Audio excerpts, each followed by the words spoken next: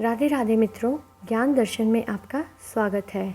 मित्रों, इस वीडियो के माध्यम से मैं आपको कपूर के कुछ चमत्कारी उपाय बताऊंगी, जिन्हें यदि आप सच्ची श्रद्धा से करते हैं तो आप मालामाल हो जाएंगे। मित्रों, कपूर का प्रयोग हम पूजा में तो करते ही हैं। कपूर के प्रयोग से हमारे घर में एक धीमी धीमी खुशबू रहती है, जो हमारे मन और मस्तिष्क दोनों को शांति का अनुभव कराती है। इससे नकारात्मक शक्तियाँ भी हमारे घर से दूर रहती हैं। लेकिन क्या आप जानते हैं कि कपूर के छोटे छोटे उपाय करके आप अपने घर में धन लक्ष्मी की वर्षा भी कर सकते हैं। आज इसी विषय में मैं आपको कुछ बताऊंगी, तो चलिए जानते हैं क्या है ये उपाय। सबसे पहला उपाय है घर में सुख शांति के लिए। घर में सुख शांति के लिए आप कपूर को घी में भिगोकर सुबह और शाम जलाएं। ऐसा करने से आपके घर में जो खुशबू फैलती है उससे सकारात्मक वातावरण होता है और घर में सुख शांति बनी रहती है। दूसरा उपाय विवाह के लिए।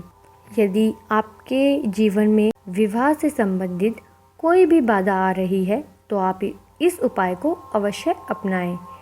आपको करना क्या है, आपको 36 लौंग और 6 कपूर के टुकड़े लेने हैं।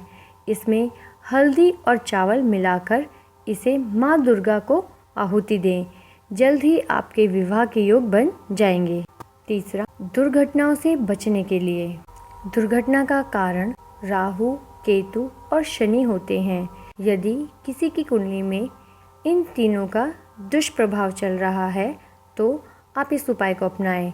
इसके लिए आपको करना क्या है, रात्रि में हनुमान चालीसा का पाठ करने के बाद आप कपूर जलाएं और पूरे घर में इसको घुमा लें। ऐसा करने से दुर्घटना होने का भय नहीं रहता। चौथा उपाय, बुरे सपनों से बचने के लिए। यदि किसी भी व्यक्ति को रात के समय बुरे सपने आते हैं तो वह सोने से पहले कपूर जलाकर पूरे घर में उसकी खुशबू फैला दे और सो जाए। ऐसा करने से बुरे सपने नहीं आते और घर में अमन शांति बनी रहती है। पांचवा उपाय, वास्तु दोष को मिटाने के लिए।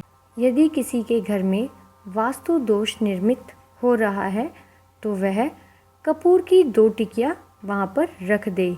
जब ये टिकियाँ गलकर समाप्त हो जाएं, तब उनकी जगह पे दूसरी 2 टिकियाँ रख दें।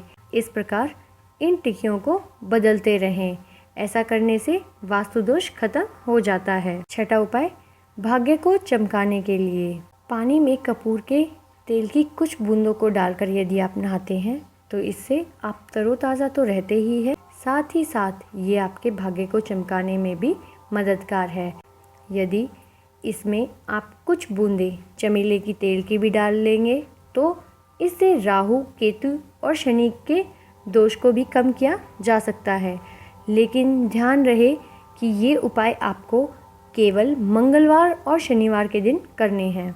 सातवां उपाय, धनवान बनने के लिए। रात को रसोई समेटने के बाद आप एक चांदी की कटोरी में, यदि चांदी की कटोरी ना हो तो आप चांदी की कटोरी के स्थान पर मिट्टी के बर्तन का भी प्रयोग कर सकते हैं। लौंग और कपूर को जलाएं। यह कार्य आपको नियमित रूप से करना है।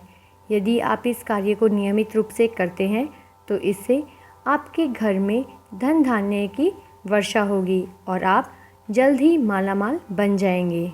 तो मित्रों, ये थी छोटी सी जानकारी जो मैंने आपके साथ शेयर की। उम्मीद है आपको मेरी जानकारी पसंद आई होगी।